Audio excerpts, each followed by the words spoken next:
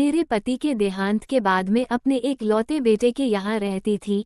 मेरी बहू का एक अलग ही रूप मुझे देखने मिला, साथ ही बेटे का भी। दोनों के मन में क्या है मैं अच्छे से जानती हूँ। वो चाहते हैं कि मैं वृद्धा आश्रम चली जाऊं।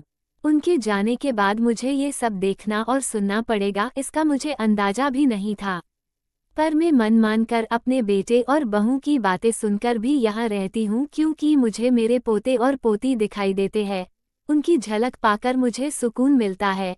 मेरी बहू को कोई दिक्कत नहीं हो, इसलिए मैं घर के बाहर रहती हूँ। बेटे ने थोड़ी मेहरबानी की है तो ऊपर टिन की चादर लगवा दी है। समय समय पर थोड़ा राशन दे देता है तो मैं अपना बनाकर खा लेती हूँ। मैंने अपने बेटे को कह दिया है कि मेरी वजह से उन दोनों को कोई प्रॉब्लम नहीं होगी, बस मुझे यही रहने दे। इसी घर में मुझे मर जाने दे। मैं बस यही चाहती हूँ। मैं अपने आप को खुशकिस्मत समझती हूँ कि मेरे बेटे और बहू कम से कम मेरे लिए इतना तो कर रहे हैं। मेरा बेटा सुबह 9 बजे नौकरी जाता है और बच्चे भी उसी समय स्कूल जाते हैं।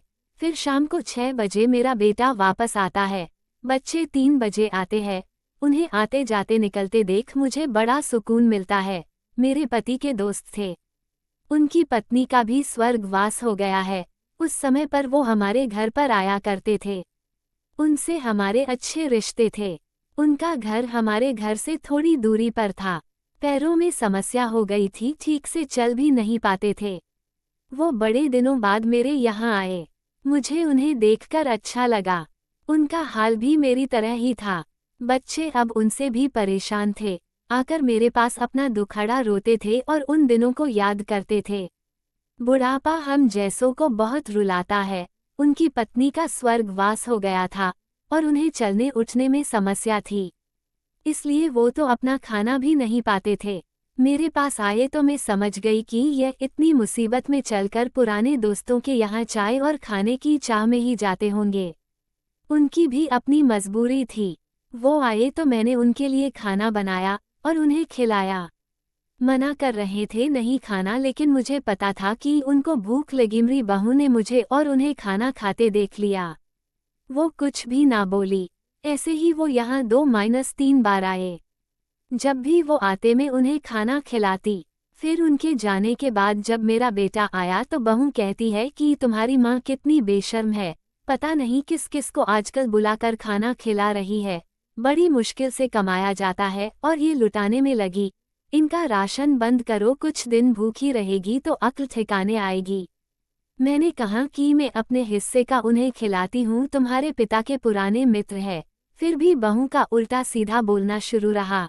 घर के बाहर रहकर इनको आज़ादी मिल गई है, पता नहीं क्या क्या करती है।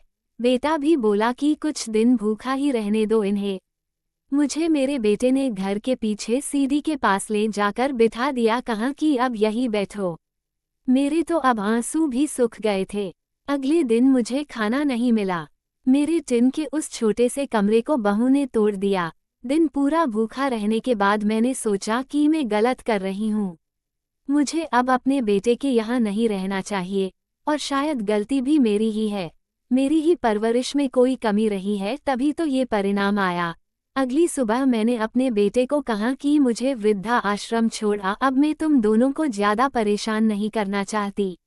बहू ने कहा कि एक दिन भूखी रही तो अक्ल ठिकाने आ गई ना। बेटे के चेहरे पर भी अजीब सी खुशी थी, जल्दी से तैयार हो गया मुझे छोड़ने के लिए। बहू कह रही थी कि आज की छुट्टी ले लो, यही आसपास मत छोड़ आना, कहीं 3 दिन में वापस आ जाए। मैंने अपनी बहू से कहा कि बेटी चिंता मत कर, मैं अब नहीं आऊंगी। मैंने अपने पोता पोती को गले लगाया। मुझे पता था कि अब मिलना नहीं हो पाएगा। बेटे को भी चाहती थी कि एक बार जी भर के गले लगा लूं, लेकिन वो बोला चलो जल्दी करो। मैंने बहू को कहा कि बेटी अपना ध्यान रखना। मेरा बेटा मुझे छोड़ आया। वहां आकर मैंने देखा कि मेरी तरह कई है, थोड़े दिन उदास रहते हैं फिर सच को स्वीकार कर लेते हैं। मैं अब यहाँ खुश हूँ, कुछ काम भी करती हूँ। मैं चाहती हूँ कि ऐसा कहूँ कि ऐसा किसी के साथ ना हो, लेकिन ऐसा कब किसके साथ हो जाए कोई बता नहीं सकता। लेकिन माँ बाप को ऐसे समय के लिए भी तैयार रहना चाहिए। बस बच्चों को पालकर बड़ा कर दो, उनसे कुछ उम्मीद मत रखो।